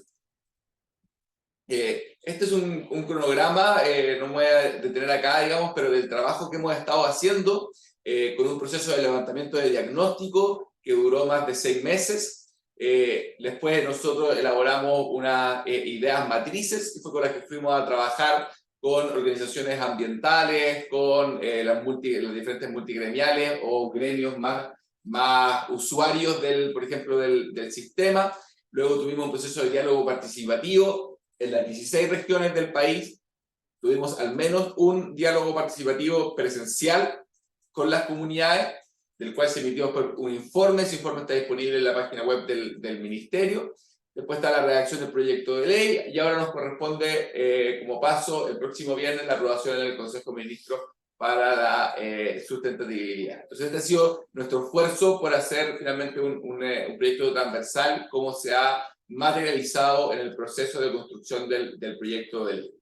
Esto lo voy a saltar, pero son las estadísticas de participación que tuvimos en las diferentes regiones. Posteriormente, también hay datos de participación de género y por sector público, sector productivo. Ambos tuvieron la verdad es que tenemos una participación y interés bastante transversal en este proyecto de ley. Toda esta información, por supuesto, se las podemos hacer llegar, no hay ningún problema. Entonces, yendo ya al contenido del proyecto de ley, el proyecto de ley, como les mencionaba, es complejo. Estamos modificando más de 40 artículos de la ley 19.300, una ley que es del año 1994, que ha tenido modificaciones. Entonces ya de por sí es una ley técnica y compleja, por lo tanto la técnica legislativa lo es a su vez también. Y esto, entre los 3 pilares, tenemos primero un pilar de certeza y disminución de plazos. ¿Qué estamos hablando acá? Bueno, primero, se habla mucho de la disminución de plazos. Nosotros no estamos disminuyendo el plazo de la evaluación ambiental. O sea, la evaluación ambiental, que es cuando ingresa una guía o estudio de impacto ambiental, hasta el momento de su calificación, se mantiene exactamente con los mismos plazos que están establecidos hoy en día en la ley. Y ahí después yo voy a hablar de cuál es el diagnóstico detrás de tomar esa decisión. Y ahí es un espacio en donde para nosotros sí es importante tomar medidas de certeza, o a mí me gusta más decir previsibilidad del sistema. Pero en trámites que ocurren antes de la evaluación, como son las consultas de pertinencia, y después de la evaluación, como es el sistema de impugnación de la resolución de clasificación ambiental, ahí sí tenemos medidas importantes de disminución de plazos, porque creemos que se pueden hacer esas disminuciones sin afectar los estándares de evaluación ambiental. Un segundo pilar es el fortalecimiento de los instrumentos de gestión ambiental. Ahí están los 3 instrumentos fundamentales que vamos a fortalecer: el sistema de evaluación de impacto ambiental, la evaluación ambiental estratégica, la acción por daño ambiental. Cuando uno habla aquí de nuevo, aparece el CIA en el fondo de nuevo en este segundo pilar, es porque ahora lo estamos pensando como instrumento de protección y no en función de las optimizaciones o reducciones o certezas que pudiésemos encontrar. Y un tercer pilar tiene que ver con la participación ciudadana y la educación ambiental.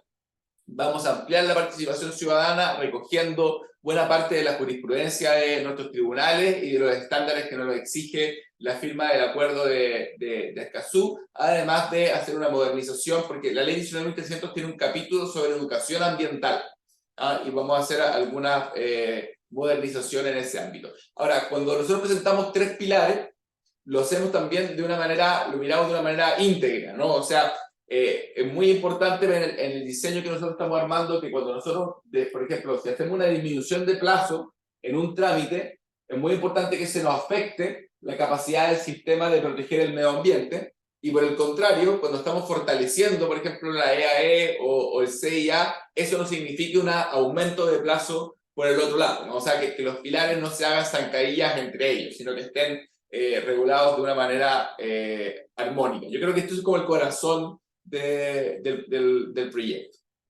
Ahora, yendo ya específicamente a materias que toma el proyecto, primero hay una intención de actualizarlo a la legislación más moderna. Esta es una ley que, como era del año 94, el año 94 las leyes no se hacían con principios, no se incorporaban principios en esa época, y queremos incorporarlos porque, sobre todo en materia ambiental, siempre hay espacios de interpretación, lagunas o decisiones que son difíciles de tomar, siguiendo los instrumentos de gestión ambiental, que son muy técnicos y complejos, y los principios ayudan en ese sentido a tomar decisiones. Y aquí estamos tomando principios que son reconocidos o que ya estaban en el mensaje de la ley del 94 o que han sido reconocidos por la jurisprudencia o existen en tratados internacionales o incluso en otras leyes, por ejemplo la ley marco de cambio climático, la ley del SBAP, la ley de la responsabilidad extendida del productor. Todas ellas contienen principios y entonces la idea era incorporarlos también a los instrumentos de gestión de la ley 19.300.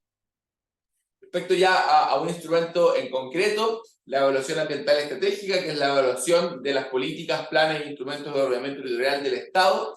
Queremos fortalecerlo, creemos que el año 2010 se creó, ha tenido una experiencia de más de 10 años y esa experiencia nos ha indicado que todavía hay mucho espacio para fortalecer este instrumento, particularmente lo que estamos incorporando, además de varias normas de mejoras de proceso que permitan que hacerlo más eficiente e integrado con el procedimiento del órgano responsable, digamos, para no aumentar plazos de manera que no, de formas que no se justifican, que es un problema que tenemos actualmente, pero sobre todo estamos estableciendo un control de calidad del Ministerio de Medio Ambiente. O sea, el instrumento o plan es del órgano responsable. Si es un plan regulador metropolitano, es de MIMBU. Pero el Ministerio de Medio Ambiente puede hacer un control de calidad de que la evaluación ambiental estratégica, que es la incorporación de las consideraciones de desarrollo sustentable y climáticas al instrumento, el Ministerio de Medio Ambiente verifique que esa metodología, que ese proceso se verificó, sin invadir las competencias del órgano responsable. Y además estamos dando mayor flexibilidad para que este instrumento se ocupe. Para que este instrumento se ocupe, hoy en día es un instrumento que no esté en la ley, digamos, como con EAE, requiere que aprobación del Consejo de Ministros para Sustentabilidad y un oficio del Presidente de la República. Y ese procedimiento espanta a cualquier organismo del Estado que quiera hacer EAE. Entonces estamos más bien reduciéndolo a la voluntad del órgano responsable de querer hacer EAE y el acuerdo con el Ministerio del Medio Ambiente. En materia de daño ambiental, lo que nosotros vemos es que desde que existe esta institución, que es del año 94, a la fecha es una institución subutilizada, digamos. Esta es la acción jurisdiccional para reparar un medio ambiente que se encuentra dañado.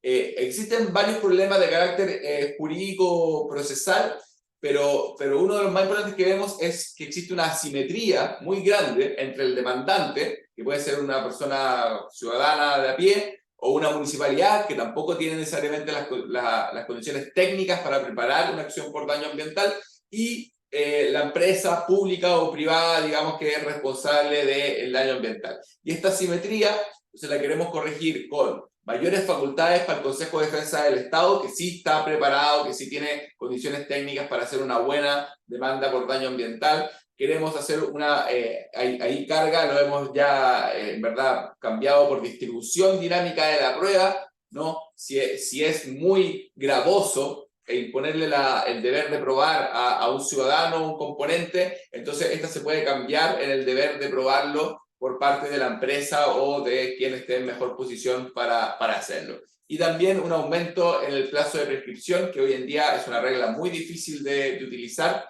la regla actual que habla de la manifestación evidente del daño. Nosotros lo cambiamos por el cese de los efectos directos del daño, que es una ampliación grande, digamos, significativa del plazo de prescripción del daño ambiental. Y así esperamos que esta herramienta se utilice más para reparar el medio ambiente. En términos de educación ambiental, hay una modernización de la definición de educación ambiental para incorporar la educación no formal. La definición actual estaba muy centrada en la educación, en el currículum escolar, creemos que hay más elementos que componen la educación ambiental, y además se establece el deber de elaborar una estrategia nacional de educación ambiental, todo lo cual va a ser trabajado con el Ministerio de Educación, por supuesto. Respecto del Consejo de Ministros para la Sustentabilidad, la idea es alivianar la carga del Consejo de Ministros respecto de aquellas materias que tienen ya procedimientos existentes en los cuales los diferentes ministerios o tienen que visar, por ejemplo, los proyectos de ley o firman determinados instrumentos como los planes de descontaminación, los firman los ministerios que son correspondientes y por tanto no tiene mucho sentido este doble chequeo que se hace con el Consejo de Ministros y con las reglas que son del propio instrumento. No obstante, vamos a conservar la creación de áreas protegidas con las reglas del SBAP, ¿no? Porque el SBAP ahora distingue de si el predio es fiscal a privado. Entonces, considerando esa regla, se mantiene la facultad del Consejo de Ministros para pronunciarse sobre la creación de áreas protegidas, entendiendo que hay un componente multisectorial muy relevante. Pero vamos a aliviar bastante la carga del Consejo de Ministros, que es algo bien importante para nosotros como ministerio. Después, bueno, respecto a este consejo, del Consejo Nacional para la Sustentabilidad y el Cambio Climático, también se toman varias medidas tendientes a dar certezas y mejorar o hacer más óptimo el funcionamiento del Consejo, mejorar la certeza en términos, por ejemplo, de la integración del Consejo, de que sea nombrado por el ministro o ministra del Medio Ambiente y no por el presidente de la República, que es algo mucho más difícil de conseguir. Ampliar también con la Ley Marco de Cambio Climático, el Consejo Nacional para la Sustentabilidad quedó como cambio climatizado, digamos, o sea, con una orientación muy tendiente hacia el cambio climático, y nosotros queremos equilibrarlo, reconociendo obviamente el cambio climático, pero que también hay otras materias como biodiversidad, representantes de las ciencias naturales, e incluso cuando hablamos de organizaciones de la sociedad civil, vinculados a los derechos humanos en materia de medio ambiente. O sea, por si la Ley Marco de Cambio Climático ya se metió, digamos, en hacer ciertas definiciones, tenemos que balancearla. Y la tercera es establecer el deber, que no existe actualmente en la ley, el deber de asistencia del ministro o ministra del Medio Ambiente o su subrogante, si que correspondiera, en las sesiones de este consejo. Y además que la autoridad nombrará a alguien que cumplirá las funciones de secretaría ejecutiva, ¿no? Y hay establecer algunas normas de funcionamiento que nos ayuden en esto. Y aquí entramos entonces directamente al sistema de evaluación de impacto ambiental, que es el grueso de la reforma. Este gráfico para nosotros es bien importante porque muestra cómo se comportan los tiempos en el sistema de evaluación de impacto ambiental. Arriba son las declaraciones de impacto ambiental, los tiempos totales, y abajo son los estudios de impacto ambiental. Si uno ve, lo que está en verde son los tiempos de demora de los servicios en dar sus observaciones, tanto para las días como para ellas. Y si uno lo ve, los tiempos son bastante consistentes en el tiempo y están dentro del marco legal, están dentro de los plazos legales. Y creemos que son plazos acotados, ¿no? Son 30 días, 15 días para observar, no son plazos extensos y por tanto no creemos creemos que podemos perder bastante en estándar de evaluación bajando estos plazos, y además no estamos ganando mucho porque los tiempos más significativos son los tiempos que se demoran los titulares en responder la observación. Y aquí se pueden tomar, hay muchas medidas de gestión reglamentaria que se podrían tomar, pero desde el punto de vista legal lo que más nos hace sentido es tomar una medida de certeza, de previsibilidad del sistema. Y es por eso que estamos, la medida que estamos tomando es, adecuarnos con otros sistemas de evaluación de impacto ambiental en el mundo, eliminando la COEVA, este organismo compuesto por autoridades políticas que define al final del proyecto la calificación de y cambiándolo por la dirección regional del SEA, esta autoridad unipersonal elegida por alta dirección pública.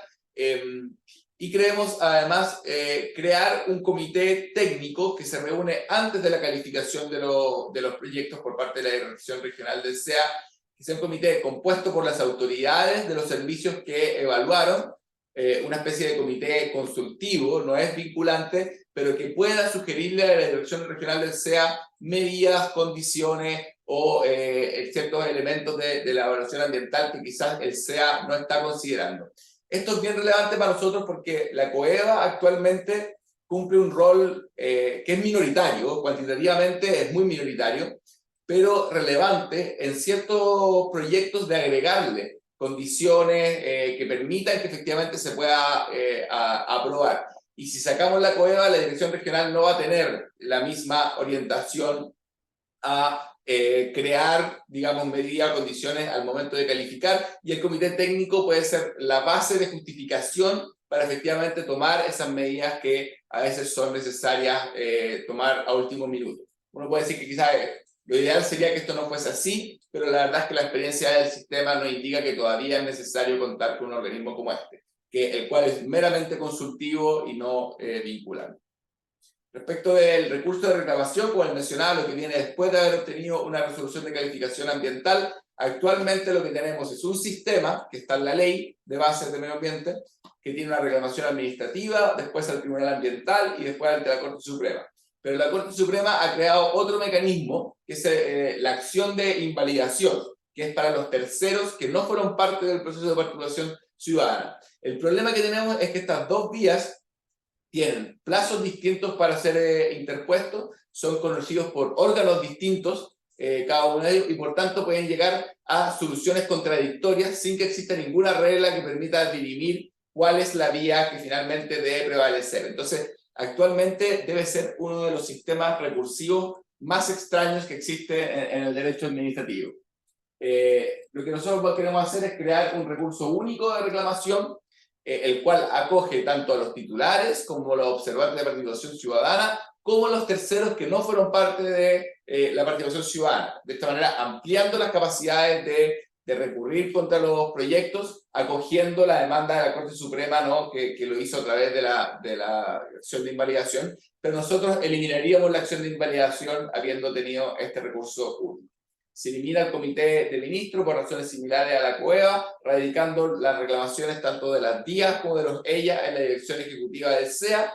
Y esto es un estudio que hemos hecho con el SEA basándonos en datos empíricos de cómo se ha comportado el recurso de reclamación, y creemos que en el recurso de reclamación hay mucho espacio para hacer reducción de plazos, ¿no? Si le interesara, podemos después explicarles cuáles son el razonamiento que nosotros hemos tenido. Entonces vamos a reducir los plazos del recurso de reclamación, sabiendo que después viene también el Tribunal Ambiental, si es que las partes lo accionan, y estableciendo un silencio negativo, que significa que si el SEA no resuelve en un plazo determinado, entonces la parte puede pedir ir directamente donde el Tribunal Ambiental y no esperar la resolución de la Dirección Ejecutiva.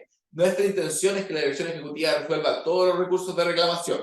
No estamos pensando en un sistema en el que este silencio negativo se utilice masivamente. Esto va a significar unas disminuciones de plazo que van de entre el 50 al 60%, si hablamos de las declaraciones o de los estudios de impacto ambiental, y creemos que es una muy buena medida para el sistema y que no arriesga en ningún caso el estándar ambiental.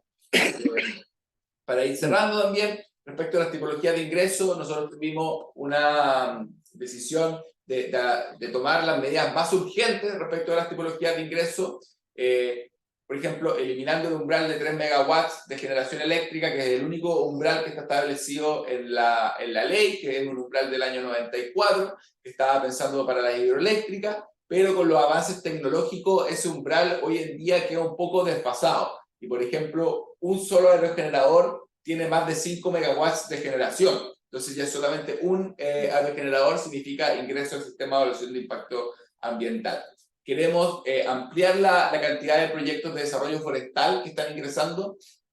Actualmente al año no ingresa más de un proyecto forestal al sistema de evaluación de impacto ambiental. Es un área de la economía muy subrepresentada en el SEIA, y estamos llegando a un acuerdo con Minagri de cómo hacer esta, pero básicamente lo que vamos a hacer es una eliminación de un componente de la ley, dejándolo entregado al reglamento que determine las áreas de superficie, los tipos de cultivos, el monocultivo, que haga las definiciones o más precisa lo haga en el reglamento y no en la ley. Después la producción de hidrógeno, una industria nueva que no estaba contemplada en la legislación, lógicamente. Las desaladoras de agua, vamos a incluir desaladoras de agua y también la succión intensiva de agua de mar, porque también hay muchas industrias que están funcionando con agua salada, digamos, ¿no? Entonces, no solamente la desalación en realidad, y esto también es un acuerdo que tenemos con el MOP,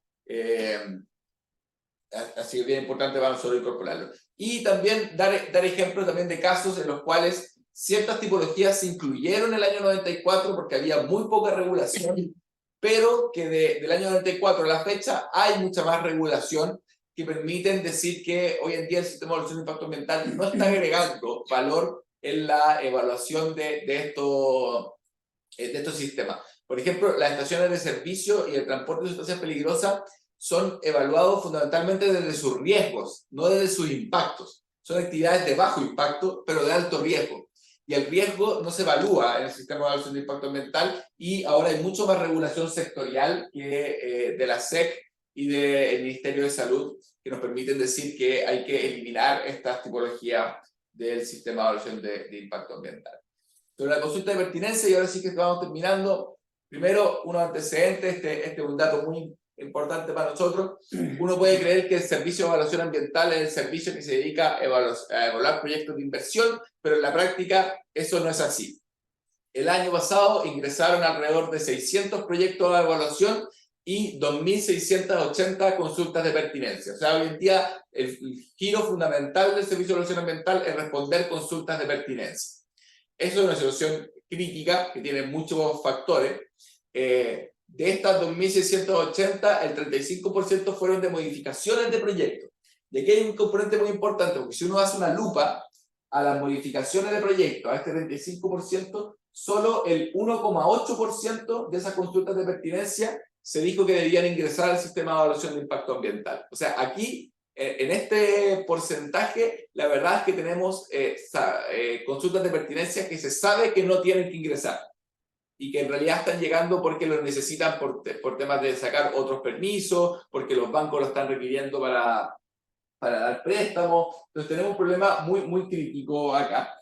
Y lo que nosotros queremos hacer es reemplazar la consulta de pertinencia de modificación, este 35%, por una declaración jurada. Una declaración jurada en que la carga está en el titular de informar la modificación de proyecto, por qué no debe ingresar al sistema de evaluación de impacto ambiental. Recordemos que los cambios de consideración sí tienen que ingresar al sistema de evaluación de impacto ambiental.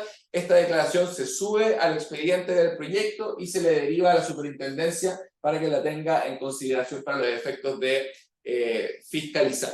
De esta manera estaríamos reduciendo, bueno, básicamente a cero, digamos, este 35%, lo que permitiría a su vez también tratar mejor estas consultas de pertinencia, tener más funcionarios dedicados a ellas. Hay otras medidas también bien concretas que no voy a detallar, digamos, de algunas normas que están en la ley, pero la idea es disminuir la exigencia que hoy en día existe de que todo tenga una consulta de pertinencia. O sea, hoy en día las DOM están requiriendo consultas de pertinencia, salud, DGA están requiriendo consultas de pertinencia para dar permisos de proyectos que no tienen que ingresar al sistema de evaluación de impacto ambiental, y ahí tenemos finalmente una burocracia que no está cumpliendo ninguna función de protección ambiental.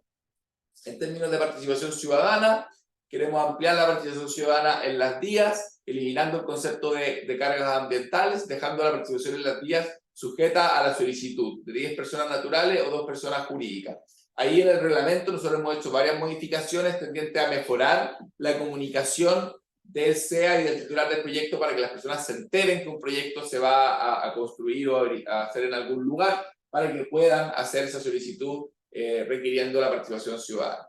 Y respecto a la participación temprana, que es la previa al CIA, vamos a crear un procedimiento, un registro de facilitadores, una infraestructura para la participación temprana, pero lo importante para nosotros ahora es recopilar más bien información de cómo se comporta esta participación temprana, y por eso la vamos a hacer voluntaria, ¿no? Entendido de que igual el sentido de este proyecto no es aumentar plazos ni procedimientos extra, y por tanto vamos a crear una infraestructura para que los proyectos que ya hacen participación temprana lo puede hacer al alero de un procedimiento que tiene certificaciones y que tiene, digamos, una fiscalización del SEA.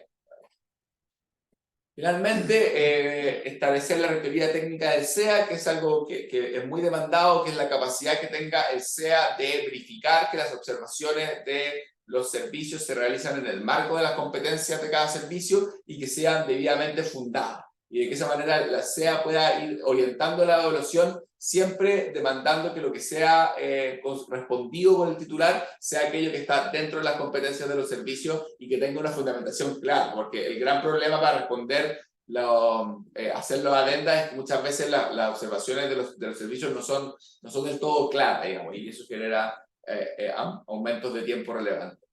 Vamos a ampliar la hipótesis de aplicación del procedimiento de urgencia. Esto es más bien una demanda de siempre que existe casos que son como el socavón, por ejemplo, que hay que tomar medidas de ingeniería inmediatamente, digamos, para asegurar la estabilidad física del terreno. Existan procedimientos de urgencia para ello, pero son completamente excepcionales, digamos, pero sí creemos que tenemos que mejorar un poco esas hipótesis. Y a su vez también generar un vínculo entre el CIA y la EAE.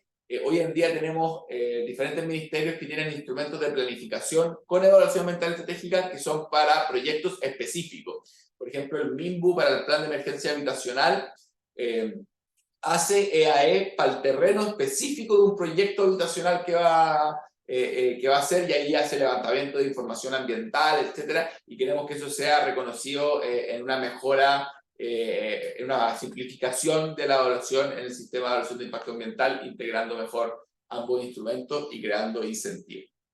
Esa es la exposición. Pido disculpas por la velocidad y el tiempo. Sé que estamos juntos, pero...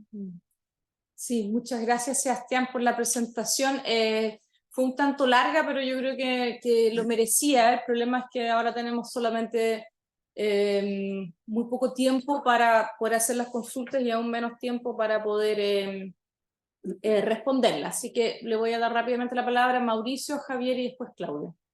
Muy breve de mi parte, dejé mi pregunta por escrito en el chat para que la evalúen después y aprovechemos mejor el tiempo con los otros consejeros.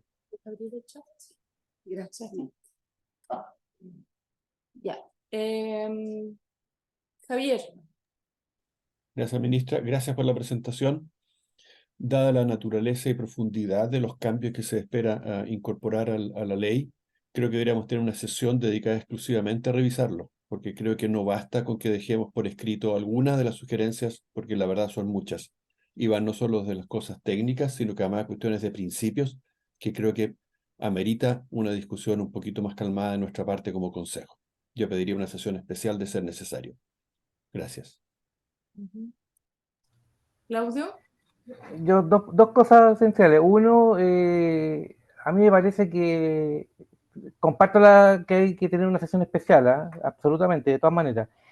Pero particularmente me parece que la modificación de la no presencia del ministro o la ministra en las sesiones del COSOC lo van a convertir en una instancia absolutamente insignificante. Yo creo que la ministra tiene la oportunidad de ver, de tantear el calor de los distintos estamentos de la sociedad a través de su presencia aquí en el COSOC. La no presencia que nos mande a un subrogante, a un tercero, a un cuarto, va a significar que este consejo se va a transformar en un espacio, digamos, donde podemos mandar observaciones y que queden escritas todas, digamos. Pero la gestora política del ministerio o el gestor político del ministerio tiene el calor de lo que está ocurriendo con la sociedad a través de su presencia en esta reunión. Eso primero. Y segundo, había un acuerdo del ministerio de tratar este tema de la modificación de la 19.300 con los trabajadores y eso no se ha cumplido. Es una deuda todavía del ministerio hacer son modificaciones re importantes y me parece que había un compromiso de que se trabajaría con los trabajadores de los distintos servicios que componen el ministerio y eso no ha ocurrido. Me parece que todavía es tiempo. Gracias. Solo quisiera mencionar que la regla que estamos estableciendo en la ley es que las sesiones deberán contar con la asistencia del ministro del Medio Ambiente. Y lo que deberá además es nombrar a un secretario ejecutivo. pero eso es para efectos de llevar el acta, la citación, etcétera. Pero la presencia del ministro o ministra del Medio Ambiente se asegura en la ley. Ok, entendí lo contrario, gracias. Jorge. Y, ministra, desde mi camiseta de consejo consultivo, comparto el hecho de que, claro, que vamos a tener poco espacio para abordarlo, así que eventualmente si hubiese otra instancia sería extraordinario. Yo sé que estos los tiempos no facilitan ello, pero sí lo refrendo. Y por el contrario, yo agradezco las instancias que ha habido, particularmente con los usuarios, como tú dijiste, y los gremios, porque hemos tenido ya varias instancias, las cuales son súper positivas. En honor al tiempo, destaco las cosas positivas de lo que se propone. La simplificación de todo el tema de recursividad, bienvenido sea. Creo que la vía única es muy positiva. Varios otros temas técnicos nosotros ya hemos canalizado las observaciones. Solo refrendar solo una sola, que nos parece particularmente relevante, dado que se podría aprovechar la modificación de la ley.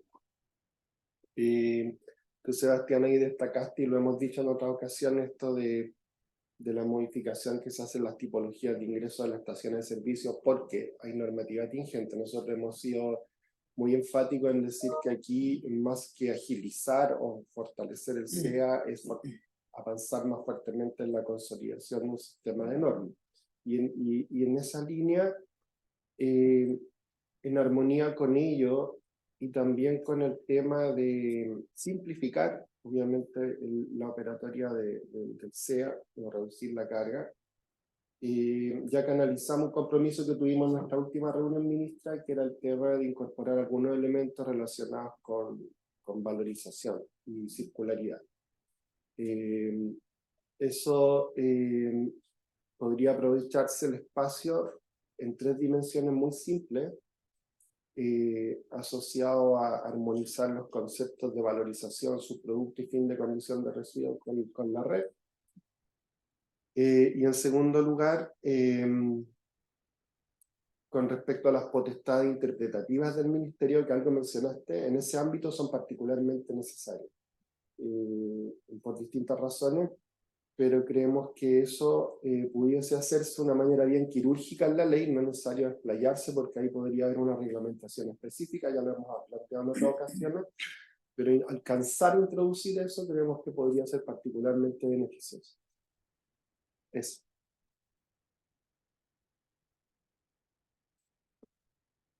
Muchas gracias. A ver, yo creo que, no sé si hay algo que pueda responder muy rápidamente, pero yo creo que quizás mejor ocupamos este espacio para los 3 minutos que nos quedan, para ver si podemos tener una reunión la próxima semana, en la cual, como ya está la presentación hecha, ustedes la pueden revisar de nuevo y va a estar relativamente fresca en su mente. Pueden llegar con preguntas y ahí lo podemos analizar más. Yo estoy viendo que, por lo menos en mi calendario, la única posibilidad que les puedo dar es yo creo que martes o miércoles a las 8 de la mañana, y darnos una hora quizás para, sí, tendría que ser una hora, porque a las 9 tengo, a las 9 tengo otras reuniones. Para hacerlo rápido, yo puedo ver los 2 días. Ya. Y también necesito aprovechar de agendar la próxima reunión, así que quizás es más fácil con ustedes presentes acá, porque estaba agendada en una fecha en la cual yo voy a tener que viajar, y por lo tanto tenemos 2 opciones para el martes 28 o el miércoles 29, así que también sería quizás bueno poder hacer un doodle rapidito. Pero a ver, con respecto a la próxima semana, el martes o miércoles a las 9 de la mañana. Yo puedo en ambas. 8, a las 8, perdón. Ok. ¿Sí? Ambas puedo. Sí. Ambas pueden, ya. Yo voy a, porque... El martes. Yo también puedo. Consejera Rosana. Sí, también puedo. Consejero Rodrigo. Puedo el martes, el miércoles tengo una reunión a las 8. Entonces entiendo que sería el martes a las 8 de la mañana con disponibilidad de ustedes, todos. Todas. Ok. Ok. Sí. Voy a enviar el link para que revisen ahí la PPT y podamos llegar con las preguntas. Y Perdona, Fantástico. en base a lo que enviaste por correo, ¿había una diferencia en tu presentación? Si podrían actualizar esta de sí, esta es la misma que yo voy a actualizar. Perfecto. Sí, Muchas hay una pequeña diferencia, pero eso Ujú. Ujú. Y con respecto a la posibilidad de hacerla el día martes 28 o miércoles 29, martes 28 a las 17 horas o miércoles 29, recordando que es la sesión ordinaria del mes de noviembre, porque la que estamos viendo hoy es la que no pudimos acordar en octubre, entonces para que no nos quedemos con el atraso. Ay. Aprovecho la instancia. ¿No será posible que agendemos las reuniones a las 8 de la mañana? Eso pareciera ser que nos facilita a varias la participación. Yo no tengo problema. Yo tampoco. Tampoco. Yo solo puedo el 29 y me parece bien lo de las 8. Sí, me parece bien. Martes 29 a las 8. Ujú. Fantástico. Miércoles. Súper.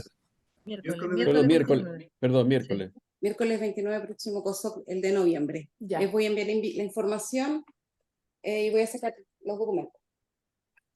Ya. Muchas gracias entonces y Listo. terminamos de responder el martes. Gracias. Ok. Muchas Chao. gracias. Que estén muy bien. Chao. Hasta luego. Saludos a todos.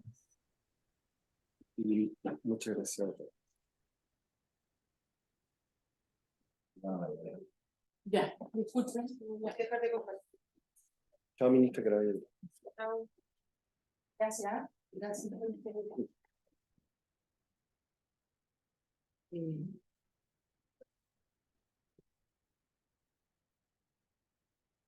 Vamos a hacer que no, que sí. Entonces, pero no se vaya todavía. Por favor, Sí, no, pues. me